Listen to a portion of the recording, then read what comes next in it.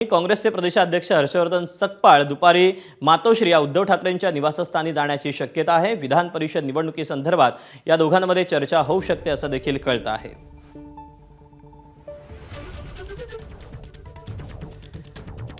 तेव्हा काँग्रेसचे प्रदेशाध्यक्ष हर्षवर्धन सकपाळ आता विधान परिषद जी निवडणूक येऊ घातलेली आहे त्या पार्श्वभूमीवर आता मातोश्री उद्धव ठाकरेंचं निवासस्थान या ठिकाणी जाऊन त्यांची भेट घेणार आहे। त्यामुळे आता महाविकास आघाडीमधून राष्ट्रवादी काँग्रेस, शरदचंद्र पवार पक्ष असेल, काँग्रेस असेल आणि उद्धव ठाकरे यांची शिवसेना असेल, काय नेमका निर्णय घेते, कुठल्या मुद्द्यावर कुठल्या जागेवर चर्चा होते हे पाहणं महत्त्वाचं ठरणार आहे।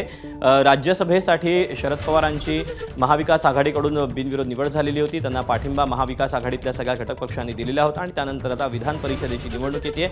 यामध्ये विधान परिषदेमध्ये एक जागा जी आहे ती महाविकास आघाडीच्या वाटेला आलेली आहे आणि याच पार्श्वभूमीवर आता उद्धव ठाकरेंच्या पक्षाकडून त्यांनी स्वतः पक्षावर जावं असं नेते असतील, आमदार असतील यांच्याकडनं म्हणणं मांडलं जात असल्याचं आपण माध्यमांमध्ये पाहिलेलं होतं आणि त्यानंतर आता काँग्रेस देखील यासाठी आग्रही आहे। त्यामुळे आता काँग्रेस असेल आणि उद्धव ठाकरेंची शिवसेना असेल या दोन्ही नेत्यांमध्ये आता मातोश्री भेटीनंतर काय चर्चा होते हे पाहणं महत्त्वाचं ठरणार आहे।